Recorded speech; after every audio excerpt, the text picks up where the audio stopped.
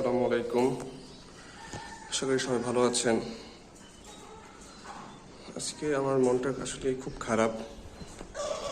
কারণ হচ্ছে আমার যে মাস্টার পেয়ার যে কুকুরটা আমার ছিল, আপনারা হয়তো বা দেখেছেন, এই কুকুরটার যে ফিমেলটা ছিল সেই ফিমেলটা গত রাতে মারা গেছে।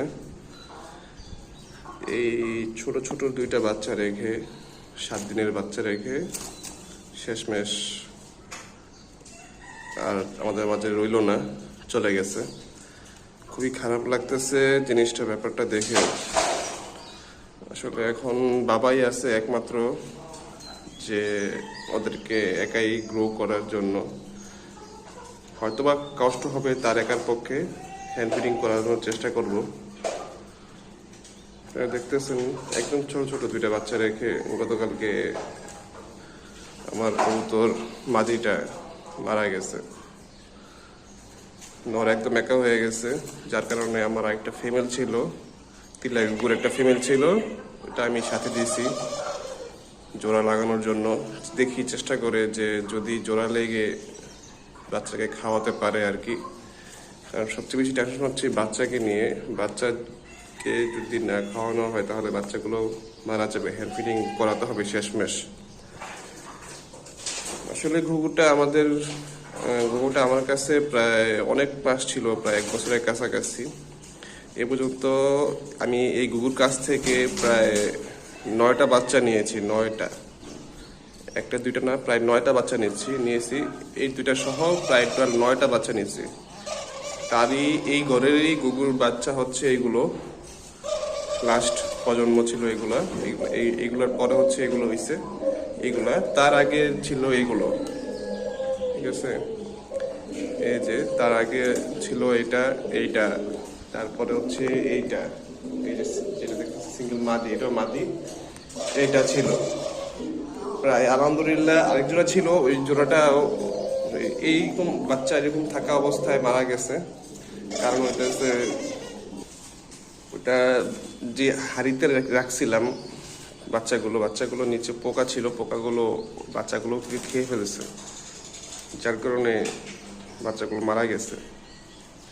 এখন খুব টেনশনে আছি যে এই জোড়াটা শেষমেশ নিতে পারে কিনা, জোড়া নেয় কিনা। জোড়া নিলে হয়তো বা আমার জন্য ভালো হবে, বাচ্চাগুলো টু টেক কেয়ার করার মানুষ পাবে। না হলে বাবা একা এতগুলো দুইটা বাচ্চাকে খাওয়ানো অসম্ভব হয়ে যাবে তার জন্য, দুটো বাচ্চাকে খাওয়ানোর ব্যাপারে। এখন দেখি, বাকিটা আল্লাহ ভালো জানে। যেটা বুঝতেছি এখন জোড়া নেওয়াটা খুব কষ্ট হবে মনে হয়। আমি এইটা আলাদা করে রাখবো আপাতত। এখন আসলে প্রায় অনেক মাস ছিল তো একসাথে, খুব খারাপ লাগতেছে। আমাদেরকে অনেকগুলো বাচ্চা উপহার দিছে সে, ছোট ছোট বাচ্চা রেখে চলে গেছে। তার মারা যাওয়ার কারণ হচ্ছে যে পরিমাণ গরম পড়ছে, গরমে সম্ভবত সে হিট স্ট্রোক করছে, সেই কারণে হয়তো সে মারা গেছে। আমি যথেষ্ট পর্যাপ্ত পানি ব্যবস্থা রাখি এবং সেই সাথে গোসলের জন্য ব্যবস্থা রাখি সব সময়। 2 দিন পরই তাদেরকে গোসল করাই। তাই হোক, হয়তোবা তার হায়াত মত ছিল না, আমাদের কপালে আর বেশি দিন ছিল না, এই জন্য সে চলে গেছে। সো গাইস, আজ এ পর্যন্তই। কথা বলতে তেমন একটা ভালো লাগতেছে না, তাদেরকে জানানোর জন্য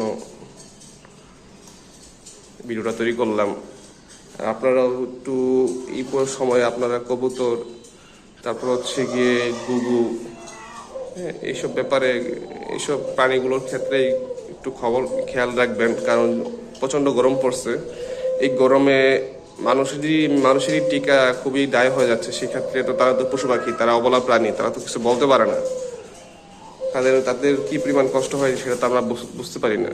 সো তাদেরকে একটু টেক কেয়ার করা একটু বাড়িয়ে দিন, চেষ্টা করুন তাদের জন্য কোনো সমস্যা না হয়, কোনো অসুখ বিসুখ যেন না হয়। ওই দিকটা আপনারা একটু খেয়াল রাখবেন। তাদেরকে একটু গোসলের ব্যবস্থা করে দিন এই গরমের সময়, ঠিক আছে। তো আজ এ পর্যন্তই। ভালো থাকেন, সুস্থ সুস্থ রাখেন। দোয়া করি যেন আপনাদের পোষা প্রাণীগুলো যেন ভালো থাকে। আমার জন্য দোয়া করবেন। আল্লাহ হাফেজ।